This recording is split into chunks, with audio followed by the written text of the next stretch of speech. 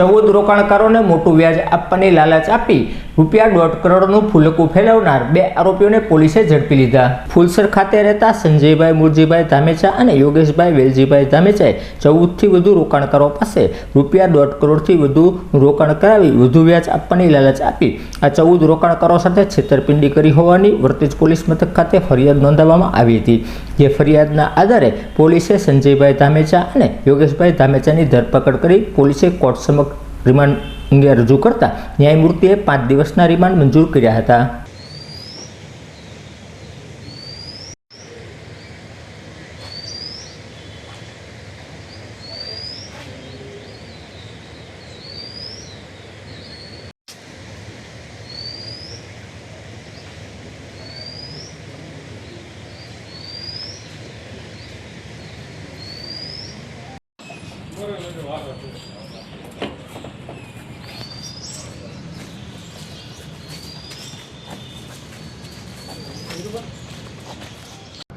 ફરિયાદકા ગામના જે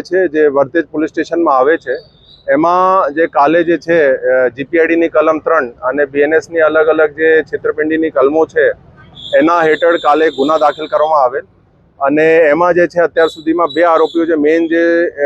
આ બધું એક ઇકોનોમિક જે ફ્રોડ હતું એના જે સૂત્રધારો છે સંજય અને યોગેશ એને અટક કરવામાં આવેલ છે। એ લોકો જે છે અત્યાર સુધીમાં અમારા એવા 14 જેવા ભોગ બનારો છે જેના જોડે એ લોકોએ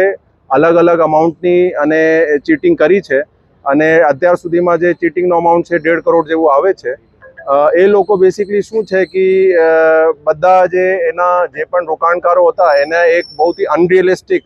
એવું એક આપતા હતા કે દર મહિને એને 5% જે છે એ લોકો ઇન્ટરેસ્ટ આપશે અને આધારે ઘણા બધા જે છે એની છેતરપિંડીની સ્કીમના ભોગ બનીને રોકાણ કર્યું અને એમાં જે છે અત્યારે અમારા સુધી જે કીધું 15 જેવા ભોગ બનોને અમે અમારા નિવેદન